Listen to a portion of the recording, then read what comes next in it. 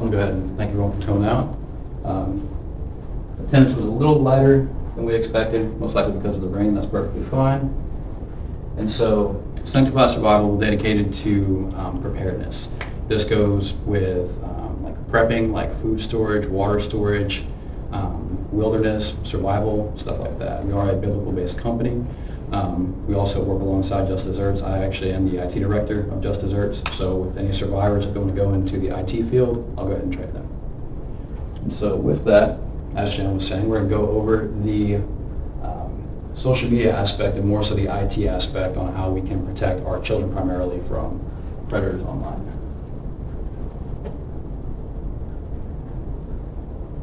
All right, now what is cybersecurity? Cybersecurity, in a nutshell, basically is the state of being protected against the criminal or unauthorized use of electronic data. Now, although it says data, anything that we put in digital form is data, right? So if I make a phone call and I'm talking to you over the phone, my voice has now been digitized. That is data. And so when we say data, your child sending a text message or using an application, whatever the case is, when they input that data, that's also data.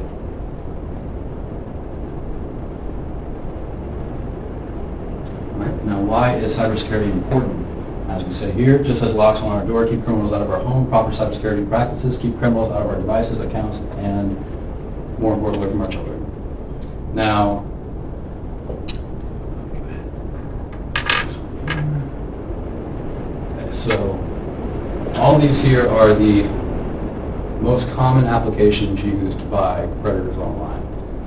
And so some applications like Wishbone, not very common, used by predators. Whisper, used by predators. We also have some dating apps here. So we have Bumble, Plenty of Fish, we have Tinder. All these applications are used by predators. And what happens a lot of times is, even though their terms of services say that children underage can't use these applications, it's not hard to say, oh, well, I was born in '88, so. And that's our job as parents, right? To just kind of monitor those devices and watch what they're doing. But children are curious. That's not their fault.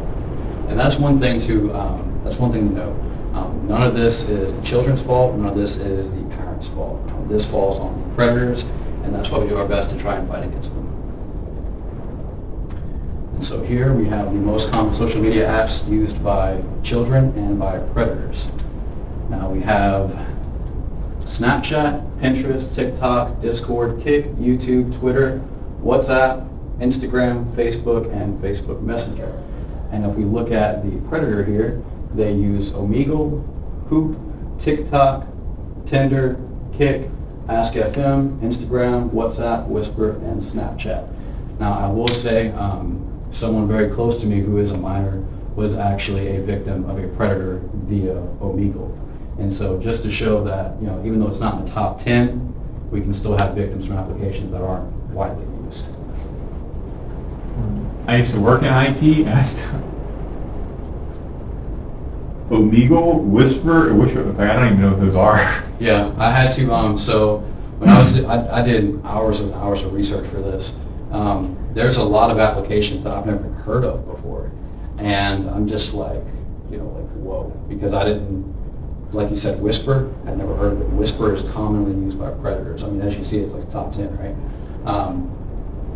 But I didn't see Telegram up there. Right, so we actually have Telegram. Let's see. Oh. Kind of click back. Well, okay, so out of curiosity, is there do you have like a percentages as to the most common platform? I would rather expect that TikTok would probably be the biggest one at the moment. Believe it or not, YouTube is actually used. YouTube. Yep. So and the chat section. Yeah. So okay. So with YouTube is actually taking over TikTok. So what's happening is YouTube is offering content creators.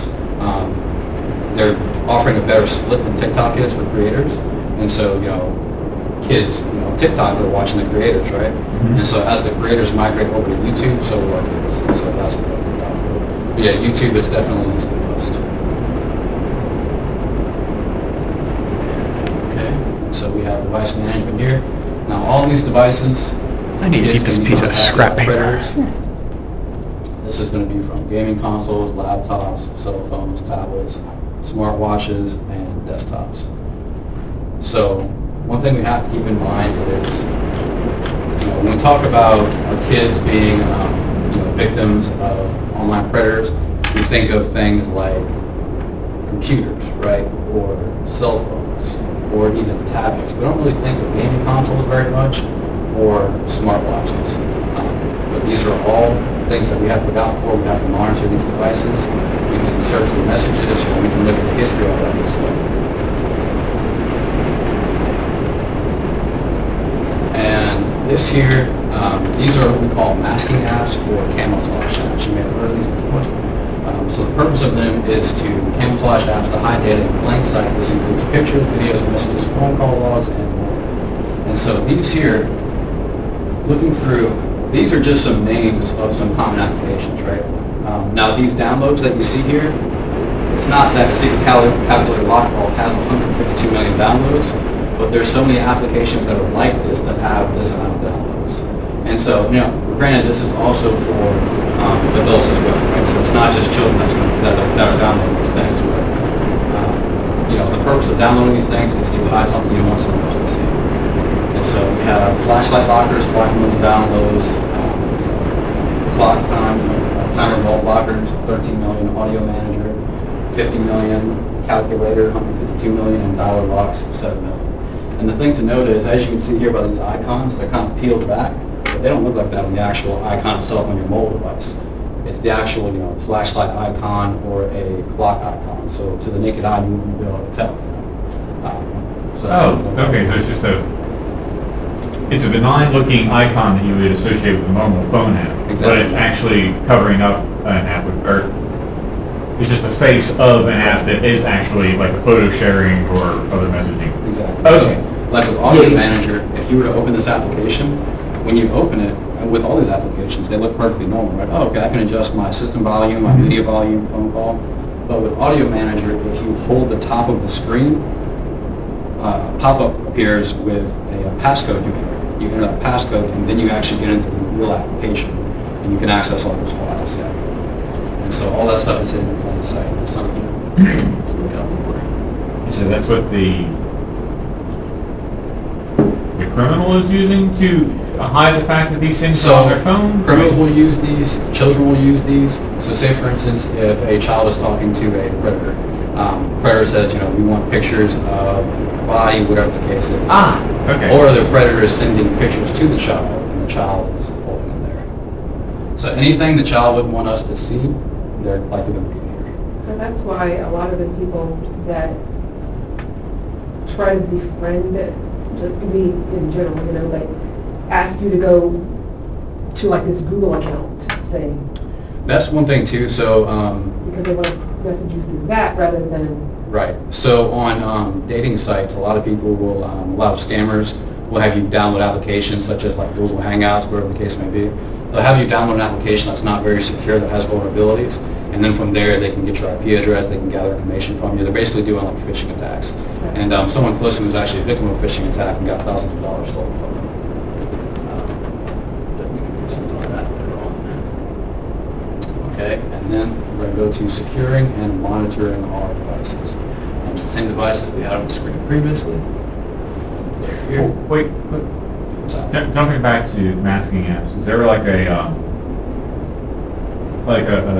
Google Play blacklist or anything to? Unfortunately not. Okay. That's kind of the bad thing. And we do recommend, this is just for general security purposes. So with iPhone, it's kind of hard to download an application through the browser. But with Android, you can just go to Google Chrome, whatever, and just click download. And that's a huge security risk. So we do recommend, if you're going to download an application, download it from the Google Play Store or the Apple Store, because it has been verified. That being said, whenever that application is verified, it's more so verified for like bugs or like malware, Trojan, stuff like that. And securing and monitoring our devices. And now for securing and monitoring your devices, what can you do? So these are just some basic steps we have here. You said you have an IT background, so you probably recognize some of these things. So first thing is complex passwords. Hackers will use things such as a brute force attack in order to get into accounts.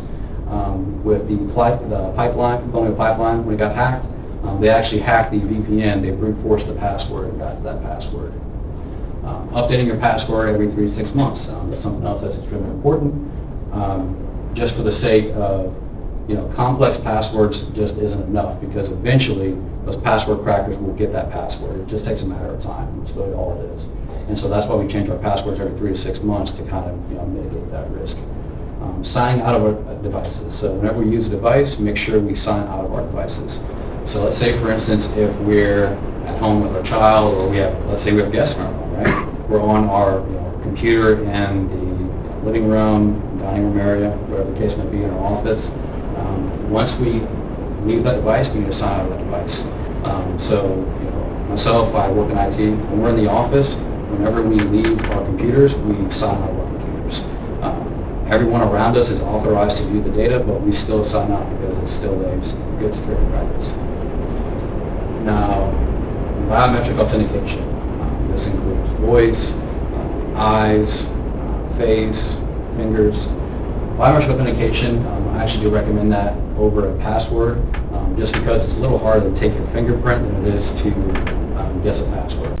The thing is that there's literally so many. So you saw that on the calculator application, there's 152 million downloads. There's over 20 different calculator applications, over 20. And so they're just constantly pushing these things out. And so what will happen a lot of times is, people just trying to make a quick buck will basically just copy the source code of these applications, post it online, and then of course they have to run ads, right? And so they're doing it for revenue. That's why you get some of these different applications. But certainly monitor your kids' devices. You can remote in, you can set up programs that allow you to remote into your kids' devices, all this types of stuff. Now, forwarding all your messages, your children's messages to your phone. So iPhone has a built-in tool that allows you to do this, so does Android. There's also third-party applications you can download to where whenever a message is delivered to a phone, it gets routed directly over your number as well. And so, if someone messages your child, then you'll also get that text message. Locking down your child's phone. So this kind of goes down to monitoring their devices, right? And also creating guest accounts. And so with the phone, there's applications where you can download that will basically, you can't do anything as far as installing or deleting anything off the phone unless you have the password for that application that allows you to do so. And so that's one thing you can also do. Limiting access. And so with limiting access, they're not going to like it, but providing a cutoff time for your children to be on their devices. So if the parents are asleep, the children shouldn't be on their devices. Point blank. We want to do our best to monitor what they're doing, not because they're bad kids, it's because there's predators out there who are counting on us to be asleep while our kids are surfing on the internet. They choose their targets that way. So again, all this goes back to fighting off the predator and warding off that predator. And then finally, warning your children. It might be a scary topic to them, but it is something to keep in mind. There's strings all over the internet, and I mean what's the number? I think it's 500,000 predators a day are looking for victims a day. 500,000. And so we need to make sure our kids, know what to look for. We need to make sure that they know the dangers of, let's say, chat rooms, things like Omegle, dating apps, all these types of stuff. So just kind of warn them.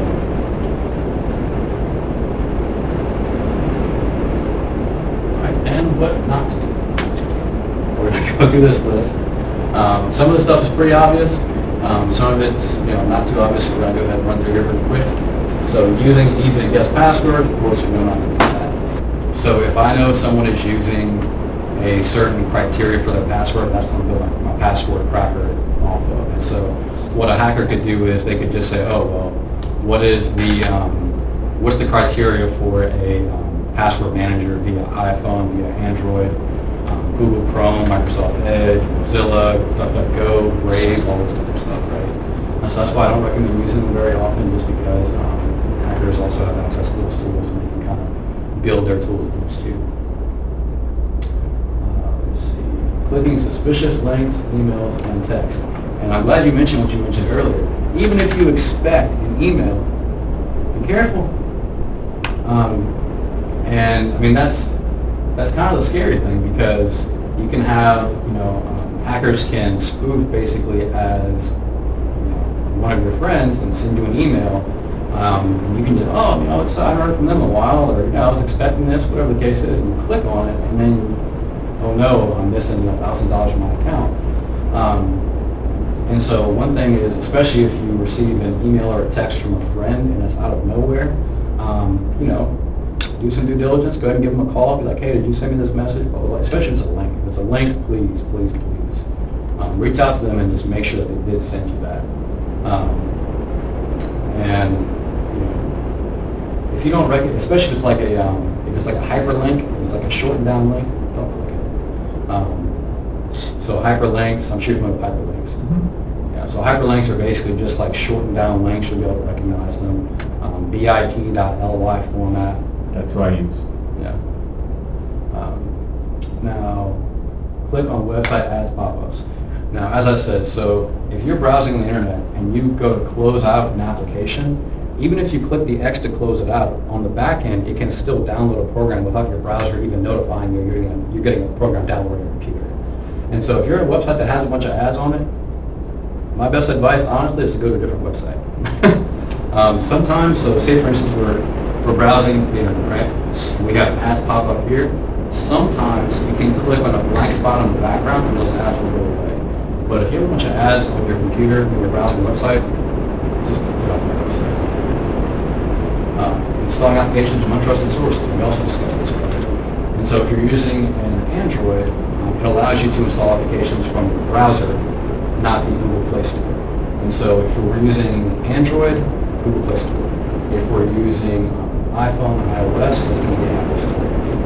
So make sure you do not install applications from untrusted sources.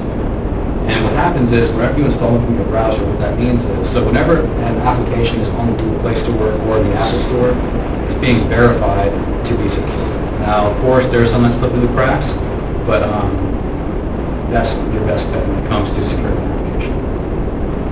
Providing personal information to strangers. And this kind of goes in hand with divulging personal information. So when it comes to providing personal information to strangers, you have to be very careful. And so I actually saw an experiment where there was a woman who was a hacker, and she was trying to get into her husband's account. Well, all she had was a name. She didn't have his date of birth. She didn't have the account number. She didn't have his PIN. Nothing. She only had his name. So what she did was, she, on her computer, she played the sound of a baby crying, and she basically mimicked the sound of a busy mother. So baby crying here, there's another kid, another child, in the background asking for something from the mom, while there's a baby in her arm that's also crying, and she's trying to get to her husband's account to get the Wi-Fi back on because her kids are upset. And so eventually, the customer service agent she was speaking with gave her access to the account because he felt sorry for her. All she had was the guy's first and last name. So, regardless of how guilty you might feel, if even with my job, so as a personal example, so we had a user that was on LOA, leave of absence, and she wanted to get access to her payroll account. Well, if you're on if you're on LOA, we can't give you access. We're not authorized to do that. But her LOA was something very personal to her. She lost someone close to her, but despite how upset she was, we could not give her access to that account. And so it kind of goes hand in hand with being authorized, following secure protocol. That's why we do that. And so just keep that in mind. Don't let your guilt allow you to divulge account information. Visiting unsecured websites. So HTTP.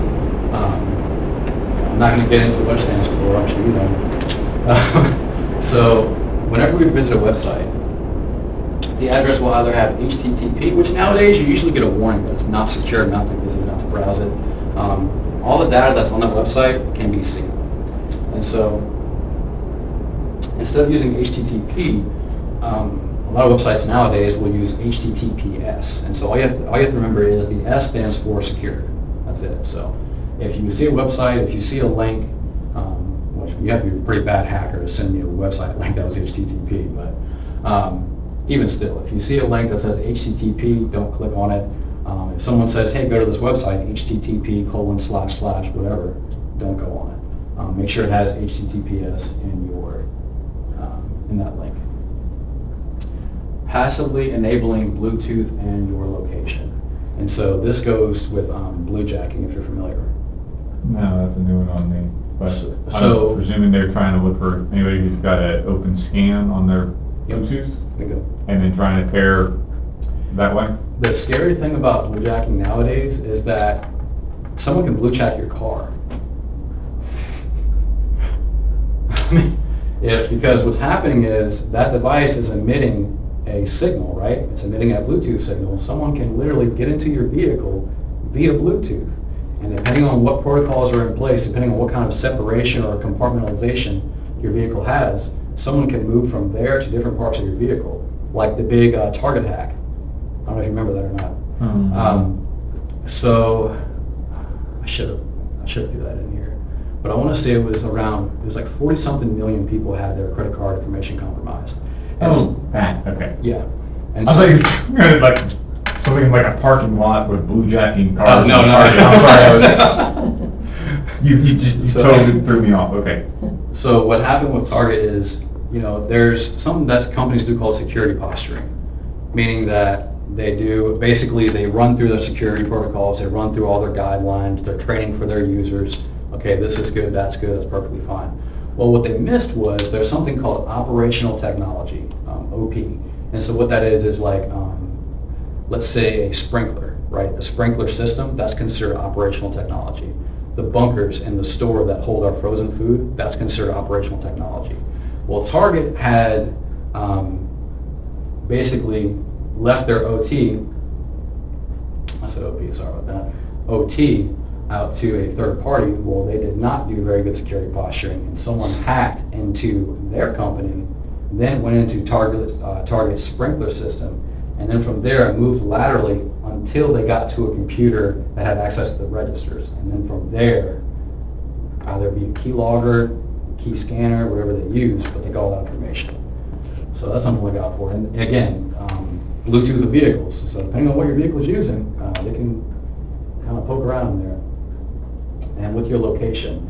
Location primarily is, say for instance, if you're uploading a picture, if I take a picture with my phone, upload it on social media, my location, the metadata is in that photo. Now I know that seems kind of complicated, but it's really not. There's programs where you can view metadata pretty easily, so that's something else to really to keep in mind. Me personally, I don't keep Bluetooth on, I don't even keep my auto screen rotate on. I turn everything off, everything. I have my cellular data on, my VPN, and that's it. Skipping updates, we talked about that. Don't skip your updates. Browsing without a VPN, we also discussed that. Do not browse without a VPN.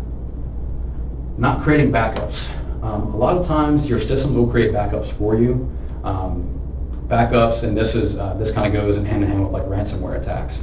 And so what will happen is, say for instance, if someone hacks in your computer or you click a link and all of a sudden your computer is shut down, you can't access anything, that's a ransomware attack where they say, oh, we want $5,000 and then we'll give you your data back. If you create backups and you keep them on like a separate hard drive, USB, depending on what that data is, it kind of mitigates that. And also, really paying money for, to get your data back on a ransomware attack, it doesn't really matter too much unless the data is important to you, because once they get in, they kind of have a back door into your system. Leaving devices unlocked, of course, we know not to do that. That goes to computers, cell phones. Discussing personal information in public. If I'm going on a business trip, I'm not going to discuss that with my colleague in the middle of an airport. If my child is going on a summer camp vacation, I'm not going to discuss the details of that. Ignoring suspicious people. So if you're in public and someone's acting suspicious towards you or your child, don't ignore that. Now, you don't have to, confront anybody, you don't have to get in their face, none of that stuff, but just kind of keep that in mind. Situational awareness, right? So just be aware of your surroundings.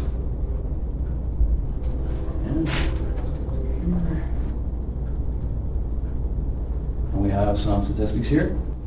So nearly 25% of all gamers in the U.S. are below the age of 18. That is nearly 54 million children. nearly 25% of all console gamers are minors. The average gamer is 34 years old, and so that's something to keep in mind.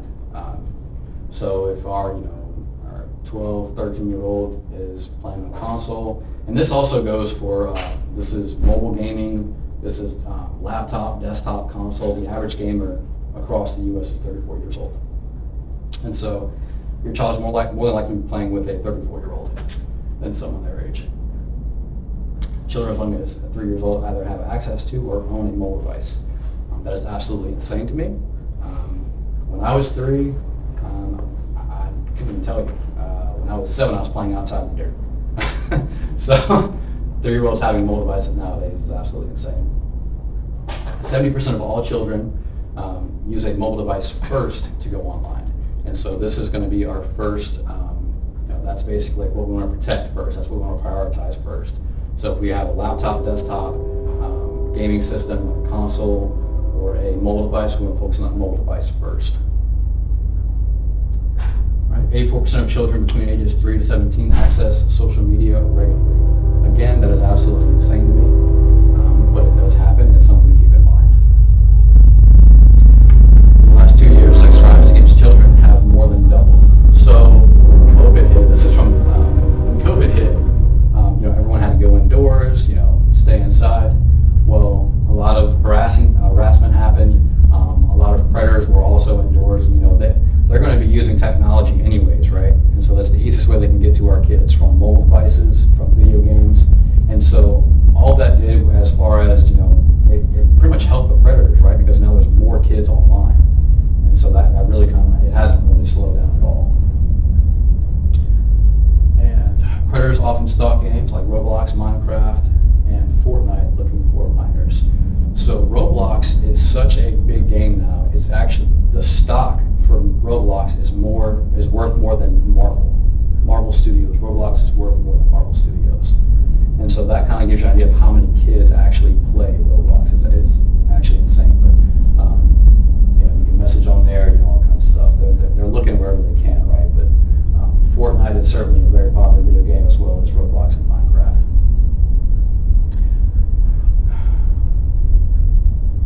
That was a typo on my part. I'm sorry about that. I must have pressed shift there. So this is supposed to be a 5. So 1 in 5 kids claim to have been contacted or solicited by a predator in the last year. So that's 20% of kids within the last year have been contacted or solicited by a predator within the last 365 days. Predators are beginning to groom children at a younger age than previously recorded. And this is coming out. If you look at, there's as the years progress, we're beginning to, or society itself really, is starting to accept the sexualization of children. Regardless of how someone feels, regardless of their own personal views, that's not what this is about. This is about protecting children. And so, there's been people who are, bringing children to events that are not meant for children. There's people who are stripping down in front of children. They're enticing children to strip in crowds of people. Again, regardless of what your beliefs are, it does not matter. We need to protect the kids, plain and simple. 500,000 predators are online every single day. And again, like I said, with everyone going indoors during COVID, that basically, it's like a feeding frenzy for the predators, right? I mean, they're going to be online regardless. All that did, as far as them, was push more kids online, because what else is a kid going to do while they're indoors, right? All right, and children between the ages of 12 and 15 are the primary target of predators. So someone close to me, she was 13 when she was contacted by a predator. Like I said, luckily, he's in custody, he's where he needs to be. Everything's going to go with that, but that's something to keep in mind. And so if you have children that are 12 to 15, go ahead and make sure that, everything we've discussed so far, make sure that you apply these protocols and methods. 1 in 25 children will be manipulated into physical contact within a year. And the thing about this is we want you to go ahead and read this point. most children who meet sexual predators do so willingly. They don't go, again, kids don't know any better. That's why, they have parents, right? So we can teach them. But these predators, they get into their minds, they coerce them, they make them feel a type of way. They either, use guilt, like Jen was saying, they'll use a tainted, version of love to help